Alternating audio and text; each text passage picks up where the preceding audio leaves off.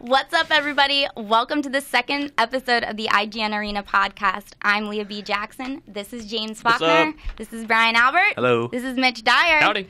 And IGN Arena is our MOBA and competitive gaming podcast, if you're not quite familiar with it yet. If you want to know more about MOBAs in general, you can check out our YouTube channel at youtube.com/IGN-arena. And if you want to subscribe or write into us, you can do that too at arenapodcast@ign.com. You can also subscribe on iTunes. We're everywhere. Or Taking everywhere. over. Yes, indeed. So one of our readers from last week wrote us in, Yair, and he was asking about getting into MOBAs. Yep. There's so many coming out right now that it's sort of like, Yep. how do I get into it? What should I do? So Yair writes in and says, I've been wanting to get into MOBAs, but I played a couple matches of Dota 2 and got destroyed. Any tips? So after 200 hours of Dota 2, this is still my experience. You're still getting destroyed? Yeah, oh, yeah. Yeah. As we're saying before the podcast, number one tip. What is it? Don't die. Don't die. feed. Don't feed. Don't feed, don't die. Yeah. If you don't see someone, be scared because they're coming for They're you. going to find you. Oh, that's the most terrifying thing. It's really easy. Like if you play a lot of other kinds of games, your characters are generally powerful. Yeah. You're just strong characters in games. But Right. in Dota, you're not really. Or in At any least- MOBA, really. Yeah, it's I mean, true. and in most other games, too, like when you die, it's almost inconsequential because, one, you respawn immediately. Two, it actually doesn't benefit the other team that much except for the score. Mm-hmm. Whereas in Dota, if you die, and this is true of every MOBA, but when you die, you're giving the other team an enormous amount of gold, a bunch of experience points that helps them level up, and they improve their skills and items more rapidly because of you. And there's also like less pressure on other lanes. It's like basically if you're gone from the map, there is a power balance that has been tipped. It's huge, too. Like, one death really matters, even if it's early in the game. That first blood that happens at, like, 60 seconds is still significant because that's time you are not earning XP and that they are. Right. It's so the beginning of most MOBAs, you're sort of in a lane and you're trying to get enough experience and gold to go around and make bigger stuff happen. Yeah.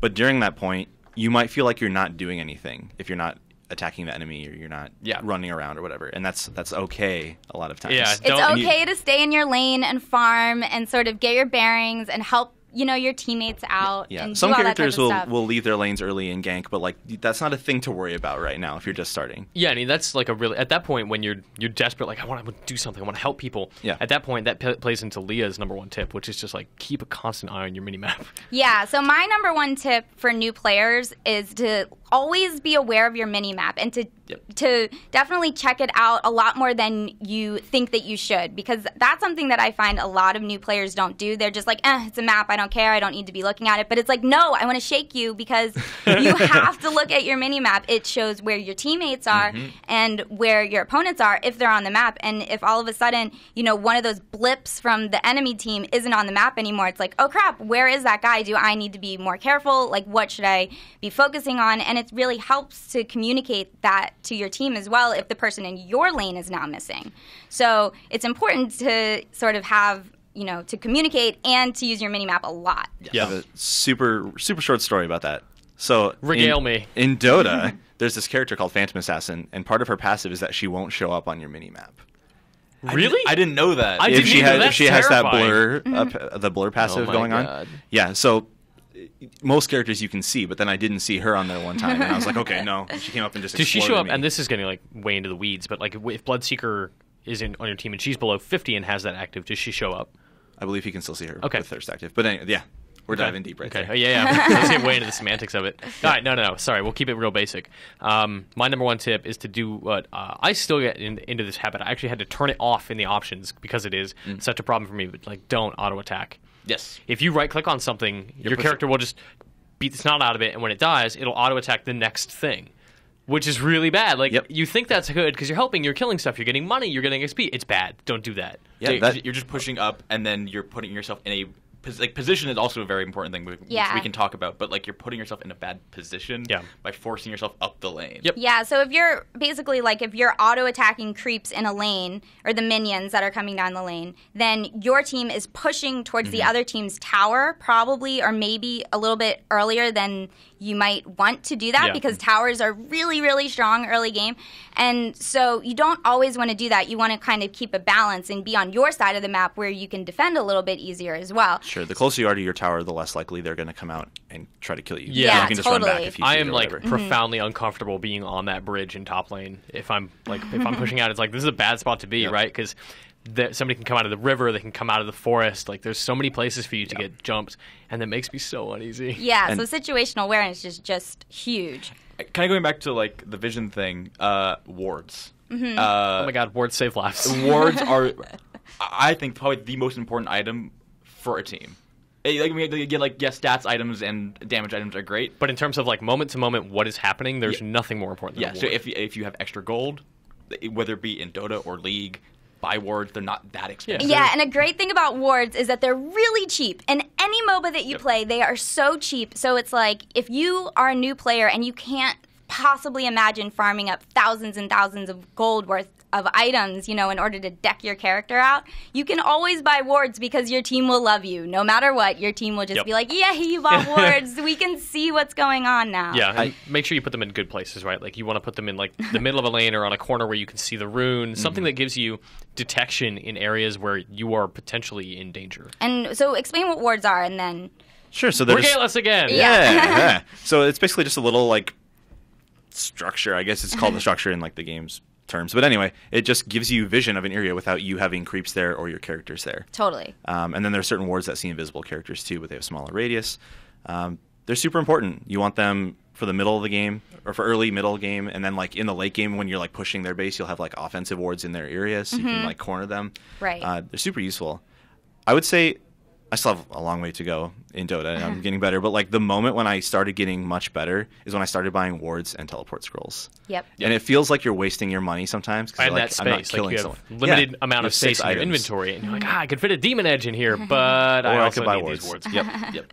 Don't be afraid to buy that stuff. It's super useful. Your team will love you, as Leah said. If you haven't read it, everybody go on Google right now and Google the Purge Guide. Welcome to Dota. You suck. So helpful. It's like 10,000 words, and it is the most helpful thing I've ever read about Dota. It breaks down exactly, like this is what this item is. This is how you stop feeding. This is the character you want to play when you first start out, and you maybe graduate here. This is what your role is. These are how these characters function. Learn how these items work. Don't buy these. Like there's so many helpful details characters in there. to avoid. Like I think one thing to definitely keep in mind if you're new to MOBAs, not just Dota 2, but any MOBA in general, is that you are going to suck when you first start. Like there are people who have been playing for years and years and years, and even if it's a new MOBA, they've been playing for months and months longer than you, and they are going to say you suck, and they're going to let you know, and you just... you have to get past it, and you have to keep trying and learning and, do some research about which game that you're playing, because they're all a little different. But these tips that we've said, sort of go with any MOBA that you're trying. James, I love you deeply, and I'm telling you this is your friend. You suck at Dota. I know. Oh. I'm kind of okay at League, though. Yeah, you are way better at League. Also, the mute button, I want to throw that out there. Oh, the mute button's so nice. So if people are being crappy and being jerks, just mute them. Turn off the chat, hit your tilde, bring up the thing, and you can just hit the button to Don't worry about them. They can deal with it. Yeah, don't engage idiots who are being mean. Like, if they're telling you suck, acknowledge that, like, yeah, I probably do, and move on with your life. And Mitch, get wrecked. I'm the best. Get wrecked. So thank you very much, Jair, for sending in that awesome user question. If you want to send in a question for the next podcast, our email is arena-podcast@ign.com, and we're also looking for feedback all the time. So thank you again. And if you want more tips on MOBAs, check out our YouTube channel at youtube.com/ign-arena. So moving on, we're going to be talking about fantasy and esports, because that's a thing that's really popping up a lot lately. There's the new Fantasy LCS League, there's the Fantasy Dota 2 League, and I really feel like this is an awesome trend that's happening, and it's made me more excited to watch tournaments that I might not have wanted to get as, far deep into. So what do you guys think about fantasy and esports? I'm really excited, mainly because I sometimes get really busy like we all do and can't watch stuff, but... because I have like certain players on my team, I'm more incentivized to actually go watch stuff, and even if I don't watch it, I still get to see how they're doing week to week. Yeah. So I didn't even know this was a thing until James brought it up, and James got us. What even is the league that we're signed up in? So we're like, in what's the tournament? Fantasy LCS, which is made by Riot for LCS EU and A. And it's like anything else. You just draft the players, has every single player in both leagues. And in the same way that you it's would very similar to like if you play fantasy football, if you're a football fan, or fantasy baseball or basketball, or any traditional sport seems to have a fantasy league nowadays. You can play on ESPN or Yahoo or whatever, and they're awesome. And these fantasy apps, at least the Fantasy LCS app, is exactly like the Fantasy Yahoo league that I would play, to do fantasy football in. It's like you were saying, it's got all the players, it has their stats, you play against other people each week, you join a league, it's really fun. I was really impressed with the setup of it. We just went through yesterday and it was had super our teams easy. It made sense. 20 minutes for 4 of us? Yeah. And I mean, the setup they have is it communicates to someone like me who, I'm just finally getting into the actual competitive side of MOBAs exists. This is really interesting. But I don't actually watch or care that much about League. But at the same time, they had a setup that kind of enticed me to go, ooh, who's this guy? Who's this team? Ooh, this guy's really good in mid. I want to use him as my alt. And they had really good write-ups, like a 1-paragraph blurb about each player and how aggressive they are and what their role is and stats, how they compare to others within their role on other teams. Yeah, and we also came in a week late, which is actually I think was a benefit for a lot of people, at least you guys, because if you hadn't watched it, you already had a week of stats to go off for this split. Yeah. I thought that was really smart. It shows their numbers and how many points each character or each player has gotten, week by week. So it was easy for you guys who don't know that much about League to sort of jump in. And I think that's great for anyone who is not super familiar with all the players and is like, oh crap, I can't play this because I don't know who the players are. It's like, no, it's not. Pick who's doing well and who you want to have on your team. It's no big deal. Yeah, I have a couple of players. I have I'm a cutie pie. Who I don't think is the best player in the league, but I just really like him. And he's actually kind of good. But I picked him because I was like, I want him on my team. Well, Mitch got Kevin. Kevin, you're my boy, Kevin. Don't let me down. I can run through at least. So this week, it's Leah and I. We're playing. We're playing, and then Brian and Mitch are playing. And it starts on Thursday, which is tomorrow, the 29th. Correct. Mm-hmm.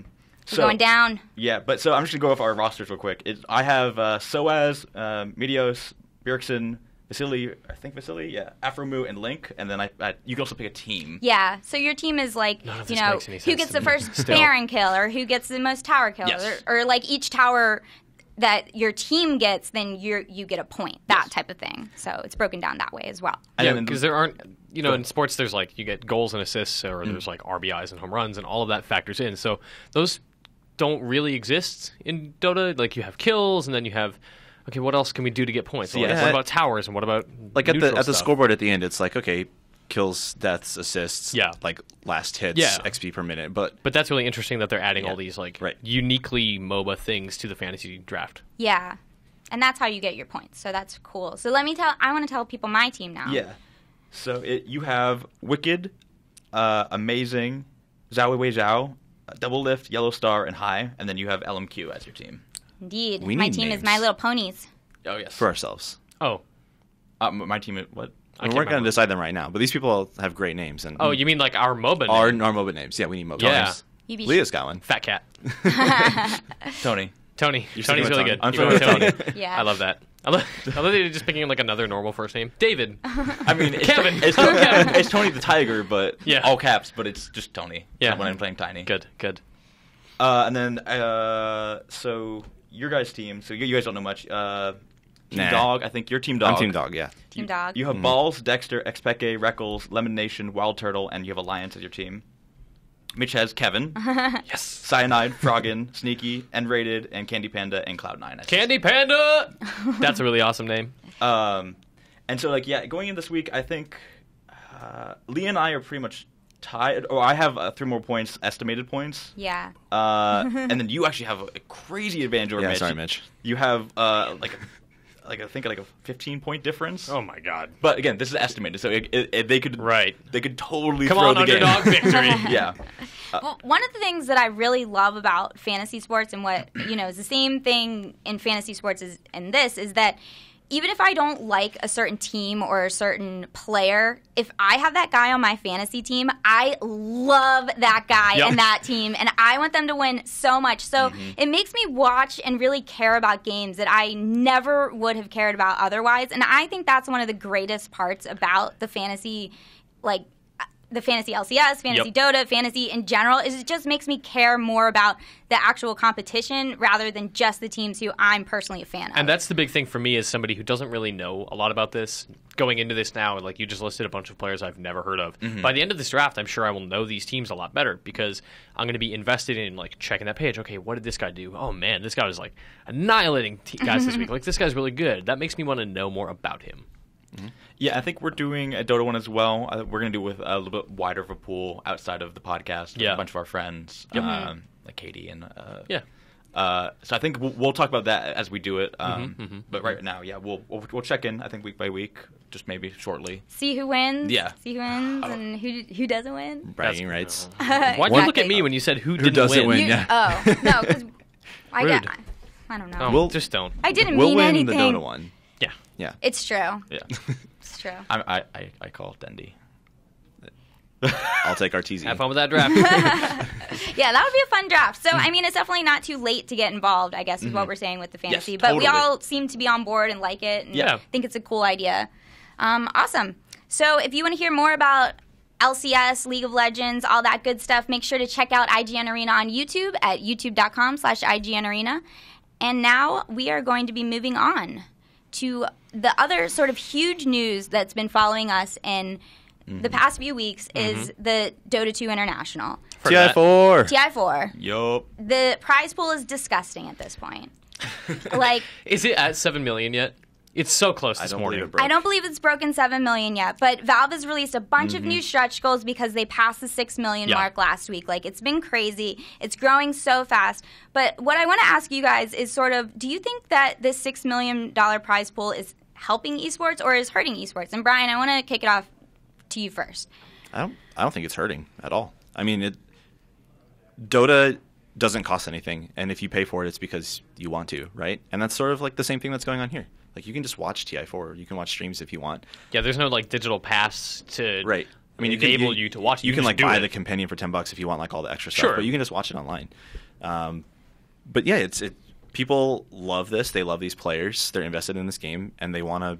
They're kicking some money to it, and they're getting some cool stuff back. I don't see any problem with this.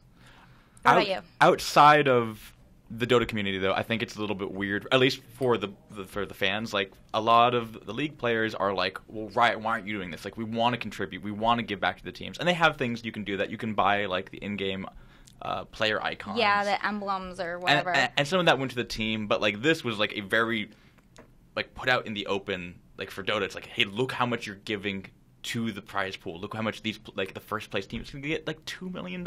Yeah. Which is crazy. Yeah. But, like, I think other people want to see that now. They want to be able to contribute and be like, hey, we want to make further the scene, and this is a very good way to push it to the forefront. Well, What I've been sort of noticing since this has been reached, such heights, $6 million, is definitely, like, the Dota fans love it, but other esports fans totally are like, well, crap. Because the one that I definitely noticed this happening on was the Hearthstone tournament at BlizzCon. It's a $250,000 Hearthstone tournament. Blizzard's putting up the money, and everyone's like, well, thanks for putting up $250,000, Blizzard. That's like piss change. Why don't you give us $6 million? And it's like, well, it's not the same thing. Like, you guys should still be so happy that there's a $250,000 tournament. The scale of those games is so different. Yeah. So the prize pools probably should be, at least for now, reflect that. Yeah, if Dota's the most played game on Steam. Yeah. Like 8 million people this month. We don't know her Hearthstone stats, but No. It's not going to be anywhere as close to that. I don't know. I don't think. Why would it be like, okay, this shatters esports prize pool records? Yes. Like last year, TI4 had 2.6, 2.8 million. 2.8. Yes. Not quite 3 million. Sure. And now we're over double that, and it's going to keep going. Yeah, I mean, last year's PGA Masters tournament was $8 million. Yep. But like, What? why? I don't know why suddenly now that we've reached this new height, even though it's like insane. Right, like that, this isn't a standard. This doesn't mean that every Counter-Strike tournament now has to be $8 million. Yeah. Right. People don't have Valve money and Valve fans. I mean, Riot. I think Riot can match that. Also, if this they isn't open it up to their Valve's fans. fault or money. Like, this is entirely the player base. Yeah, this If is Valve not. kicked in Valve kicked in 1.6. 1.6. So, and the rest is from the community and the fans buying the compendium or buying compendium points at least. So, I mean, you're totally right. It's the fans are doing this. It's just Valve allowed them to do so.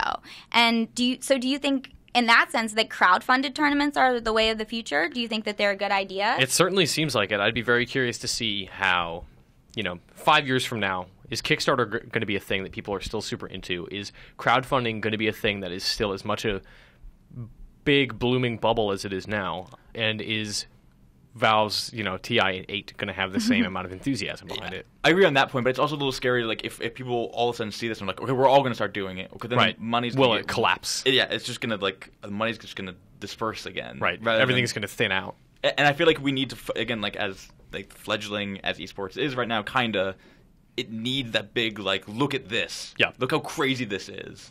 Mm-hmm. Yeah, it's going to be. It'll be weird to see because most things don't have this scale. Yeah. I mean, this is the biggest game on Steam. It's the biggest tournament in the world for that game. Riot's basically the only company that could compete with this. Right. Most things are tens of thousands of dollars. And that's a lot. It is. Yeah, that's a lot. I mean, I'm really interested to see what's going to happen, how Riot's going to respond to this. I mean, they're saying that their championships are going to be in Korea this year. Like, they're going to have really a huge, awesome tournament again at the end of this LCS season. So we'll just have to see, and we'll have to see, if Blizzard is going to retaliate at all as well. Who knows? Brian and I did a conversation about this on our IGN Arena YouTube channel. So if you want to check that out, a little bit more in depth, you can do that. It's youtube.com/IGN Arena. And you can also subscribe to the channel there as well. So now we are going to move on to our final topic of the day, and that is, can MOBAs succeed on consoles? Mitch, what do you think about this? So as it stands right now, the straight-up MOBAs that we've seen come to consoles have been kind of lacking. Awesome Knots was a really cool idea in that it took the 5v5 format, different skills, different heroes, all that stuff, and made it kind of a 2D platformer style action game. I still think the best instance of a MOBA we've seen on a console was Super Monday Night Combat. Super Monday Night Combat was the sequel on PC. Monday Night Combat was an XBLA shooter that was super MOBA influenced. But before, not before MOBAs, but before they were really on consoles. Yeah. Those dudes were way ahead of their time. Maybe too far, because I don't know if that game actually did really well.